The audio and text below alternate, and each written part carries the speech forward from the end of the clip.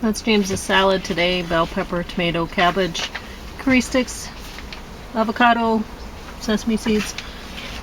And I'm going to talk about death of an author and wire in the blood. And I guess that's the complete series. I'll talk about it a little later after I read a poem to you. I wrote this poem this morning. I was trying to write a lesser Asclepiad. Oh, that's amazing. Didn't work out really well. It started out okay, but it didn't pan out. So I'll read it to you anyway. Superstore had a sale. Table grapes, green and red, just $1 per pound. Never were grapes so cheap. Red grapes seemed a bit pale. Green grapes were dark instead, and the tartest around. Firm though, and so they'd keep. So we stored them away, keeping them dark and cool. Grapes for breakfast and snacks, dinner and supper too. Grapes enjoyed every day. I was a green grape fool, stuffing them in our packs. Trail mix was fresh and true, beating raisins to hell. Eaten with cottage cheese, sour grapes even taste good. Life was a green grape zen. Superstore may just sell table grapes priced to please. Quickly. If so, I would surely buy tons again. Well, it makes sense. Yeah, but the rhythm is actually wrong. Oh, is it? Doesn't matter. I mean, is it a regular rhythm? It doesn't work at the end. Because, see, what I should have had is, quickly, if so, I would surely buy tons again. Well, that's not how you'd say that, though. Right? My rhythm is wrong? Surely by tons again. I don't know. You could say it that way. Yeah, you could say it that way, but it's not right. So you just underline. You underline surely.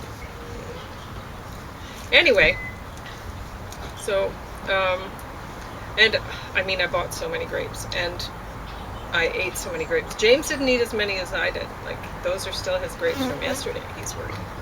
Whereas I go through that many in one sitting. I'm just, eat a bunch of cottage cheese, and that's a meal. That's been my regular meal for a few weeks now. So, because we get the cottage cheese for free from the food truck. So that works out terrific because we were getting grapes for so cheap. Now, I might have been exaggerating at $1 per pound, but I don't think so. Because if you rounded it out, there were some grapes that I managed to get on 30% discount. And that's when they were, I think it worked out that they were $1.49 for 2 pounds. So that's less than $1 per pound for those ones.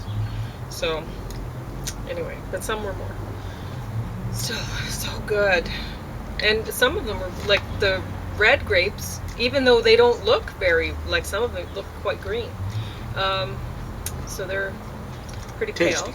But they're the sweetest red grapes I've ever had. They're the best ones I've ever had. Whereas the green grapes, not the best green grapes I've ever had. But that's okay. So, Intrigo, Death of an Author. Stars Ben Kingsley and Benno Furman. And there are some subtitles to read in this. Not too many. I think just enough. So, it's every once in a while I had to look up from whatever I was doing and go, oh yes, I'm reading subtitles. So, but yeah, it's a pretty good story. There's not really too much mystery there. Is it supposed to be a mystery? Well, I don't know. It says riveting thriller, which I don't know if it's really a thriller either.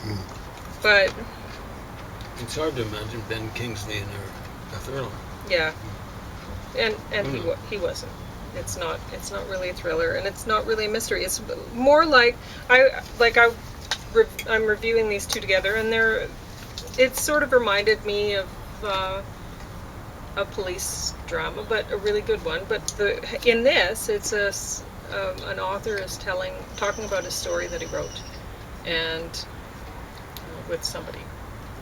And I guess it is a bit of a mystery who he's talking, who he's telling the story to. But that's about it. So the story unravels, and you're listening to it, and it's a good story.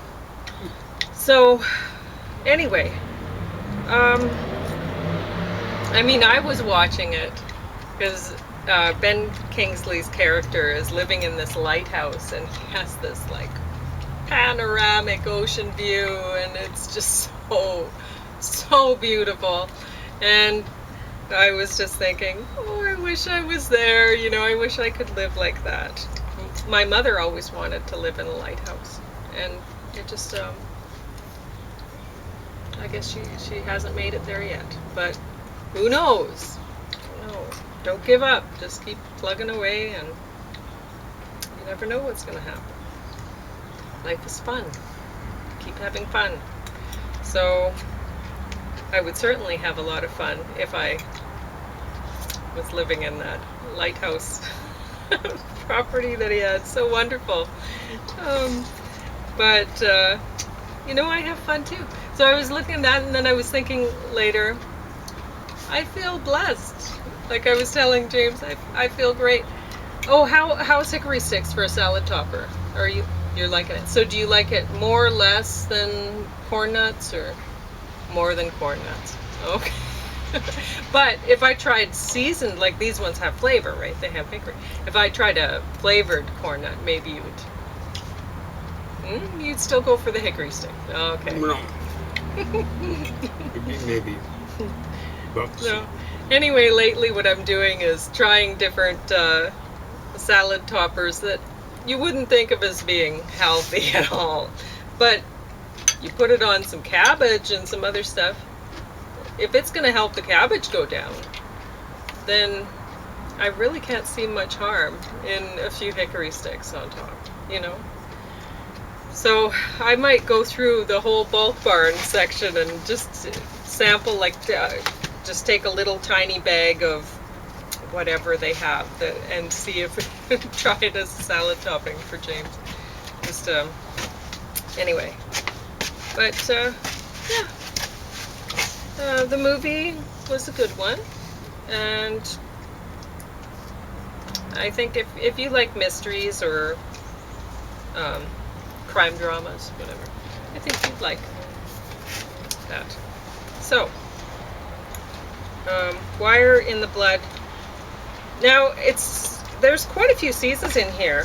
Starts out with the first one and ends series 6. So yeah, that's quite a few. And I should say I don't like the title. I don't even know, what does this even mean? Is this a saying? Because I don't understand it. It's just a silly title. And they must have had some problems along the way, because the first, like, he's I guess a psychologist who focuses on criminals that, anyway, whatever. So he's helping solve some murder cases with the police. And the first detective he's working with, she lasts a few seasons, I think, and then she's off the show. They replace her with a different woman. Come back for the next season. Oh, you're working with this detective. Okay. So I don't know what happened there, and maybe she decided this show's stupid, I don't want to be a part of it anymore. And then there was a new one. And then the last couple episodes, she's not in the show. She's went on, her mother has died, and so she's off on leave. And so she's been replaced with some guy. And so now he's paired with a guy instead. And anyway, I think they probably had some problems with, because whenever they do something like that, when you have two main characters and then one's gone, there's somebody else comes in, and you're like, oh, okay, what happened here? Because you wouldn't think that would happen.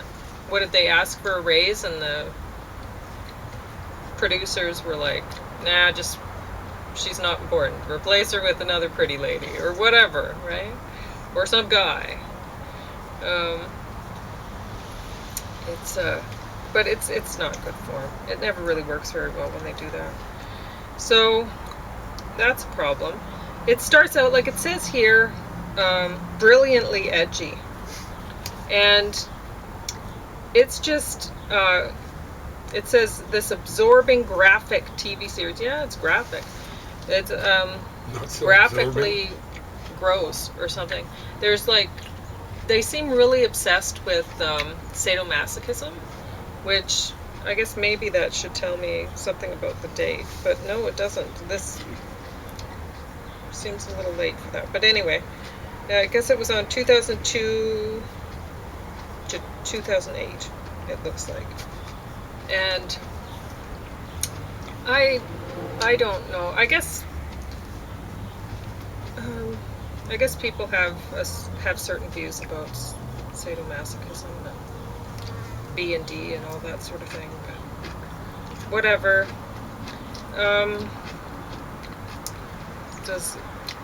Doesn't make it edgy.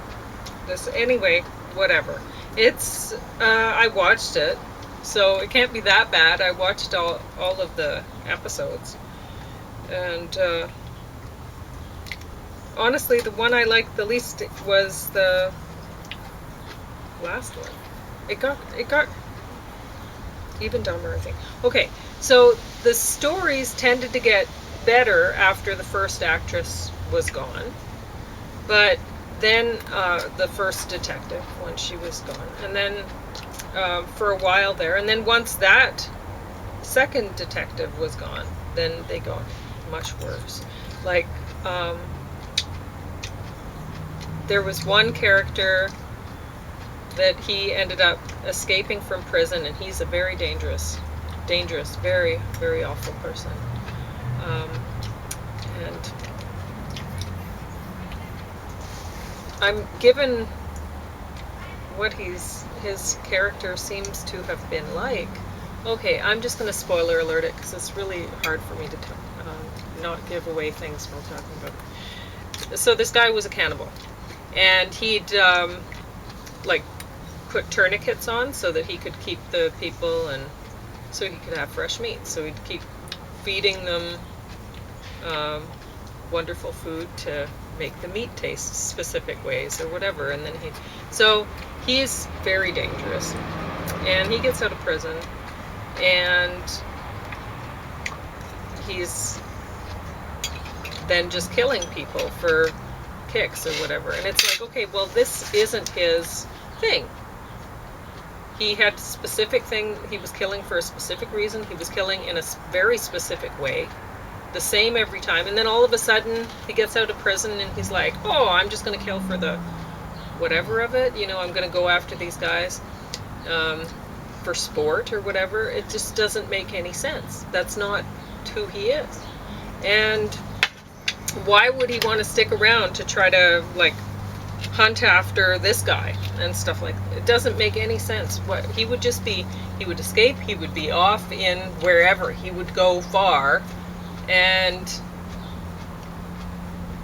it would probably take people longer to find him the next time or whatever, because he's probably learned some lessons, and he would just go on eating people the way he would like to, because that's who he is.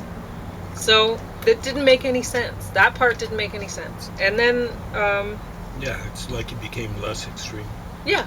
Now, people like that do change, but they don't change that way. Paul Bernardo started off doing, well, they say oftentimes, I don't know if it was him, doing,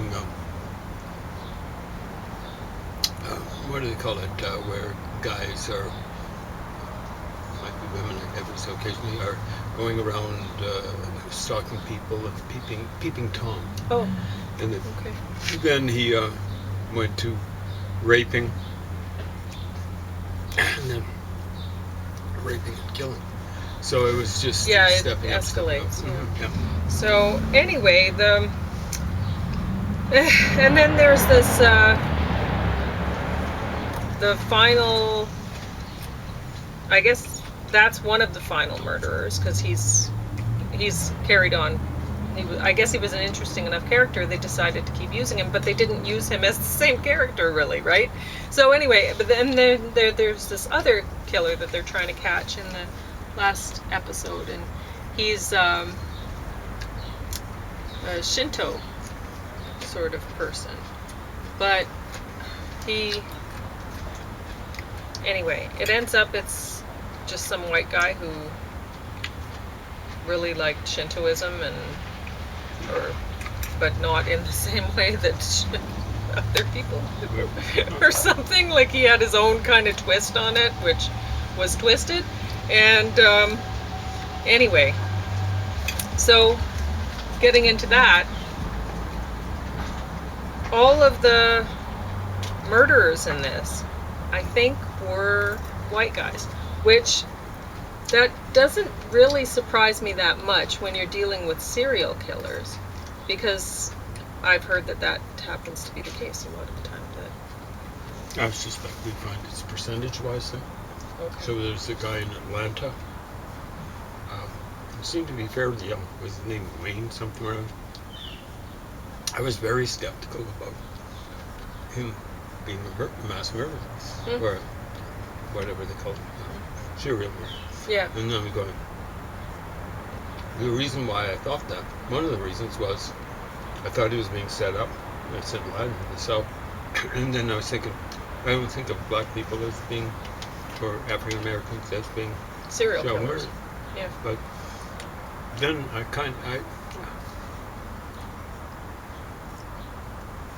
recently I was going back looking at it, or maybe there's a documentary on it or something like that. Yeah, it looks like him. Yeah. So, I don't know. But the thing is not all of these crimes involve serial killers. So, if you don't have serial killers, then I don't know why all of the killers were white guys.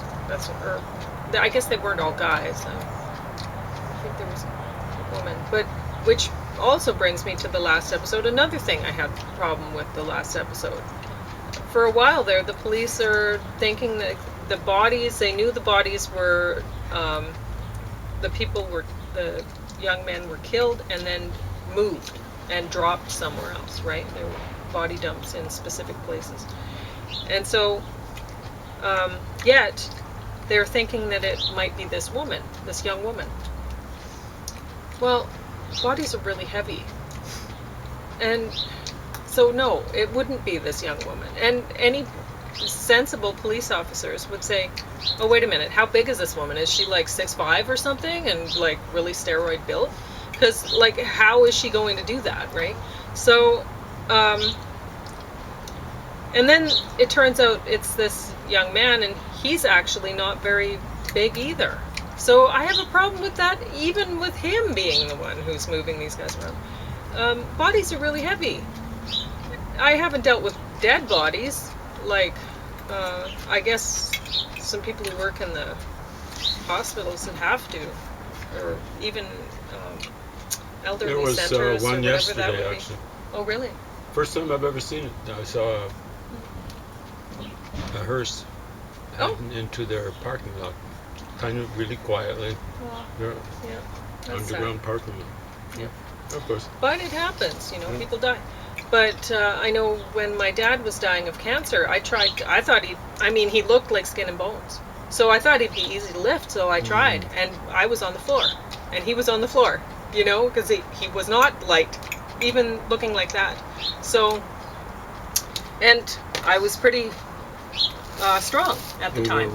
So, but still, he was heavy. Too heavy for me to do alone. And it took, I think, me and my mom and my sister all packing it. He wasn't a big guy to begin with. No, he really wasn't. He might have been average height or a little bit below, I'm not sure. Yeah. So anyway, so Wire in the Blood, I don't know. I watched it. But I would recommend the other one, Intrigo Death Month. That one was interesting. This guy's got interesting eyes. He does, yeah. He does have interesting eyes. I mean, he's not a great-looking man, but he's an interesting-looking man. Kind of, so. Yeah. What's his name? Green. So he's got English ancestry. Yeah. Oh, and I'll say I did like the second detective, that they had him working with a lot more than the first one. She just seemed more believable to me. but I didn't like the way she was a love interest right away. It seemed just, you know, they were like, oh, we have the love interest thing going with the other one. We'll have to work that in right away. Well, it's stupid. Should have had him. Like Should have had her college and not liking him for a few seasons, thinking he was useless or something. I don't know if Or- that stuff really happens at work that much. Mm. Like, there's big bosses, you know, messing around with secretaries, but it's not love. You know? It might be on the secretary's part. It's just they're philandering. The bosses are. I've seen it at the city a lot. It's pretty sad. So I guess you're probably going to talk about. Yeah, I've been calling it the Mafia Murder of JFK, but it's actually called Contract Oh, on America. yeah. Okay, so you can sit down.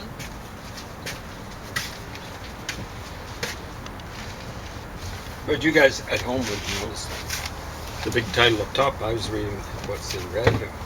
But I think I'm fairly sensitive to color. Contract on America. Put out 1988. Possible Newt. Naked as a Newt Gingrich. Came up with that when he, or adapted this, when he came up with this contract with America. My joke was, way back when, I hadn't run across this book, was it's Newt Gingrich's contract should have been contract on America. It was, I'm going to have to go through something put together by Newt Gingrich. It's on CD. And it looks as though Newt Gingrich back in, when was it? Either in the lead up to 2016 or 2020 elections, had something like, I won't say a man crush on Donald Trump, because I don't like making jokes about that sort of stuff, but a monster, let's say a monster crush on Donald Trump. Both of them pretty monstrous. Newt Gingrich, naked as a Newt Gingrich, and Mafia Don Trump. Mafia Don Trump. Came up with that. I don't know. Someone's probably anticipated it. Maybe by many years, maybe by many decades. Mafia Don Trump. But he's not the kind to really be the Don. It's a sad thing. It's like the Sorcerer's Apprentice or something. Not really a leader. It's hilarious how people who watched his TV show without the proper, shall we say, distance or something like that, got this idea that, what was it? Well, the line was, "You're fired," or something like that. Hold the phones, you're fired. Can't remember what it was. I think I watched part of it once. So I kind of have an idea of what was going on. It seemed pretty ridiculous. The guy, I think even then had, I'm talking about Donald Trump. And I'm not, that one isn't original with me, although I devised it independently. Checked it up on the internet. Other people have been saying it. You know. So it's up there, not quite as high as you says, the big Cheeto or whatever. Hey, here's Opie. He's come out here to be an audience and maybe beg for some food. Yeah, but there's nothing you'd want, Opie. Oh, he'll want some peppers. Oh yeah, he does like bell peppers. He likes bell peppers, yeah. Do you like peppers, Opie? He heard what you said. He wants to go back inside. Okay. Oh, sorry, buddy. He took what Pauline said seriously. But then, he's thinking about the peppers. I give you a little bit of pepper, okay? He says, yes. Make sure there's nothing on it. Yeah, you might not like salad dressing, Opie. But might not like it. Opie. Hey, buddy. Jim's gonna give you some. You're off the deck here. Here's the deck. There we go.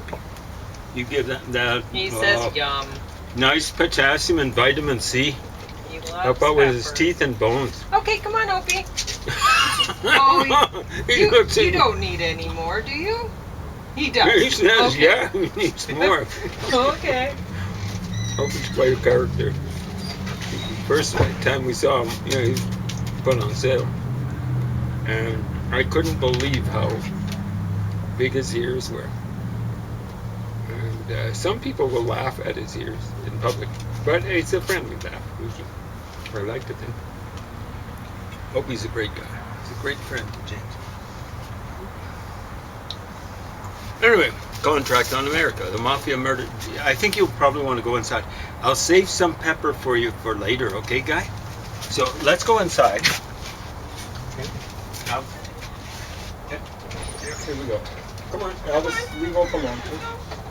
All right, you finish your dinner. Sure. You probably have 3 minutes left. Oh, just 3 minutes. I've got 3 minutes to talk with you folks.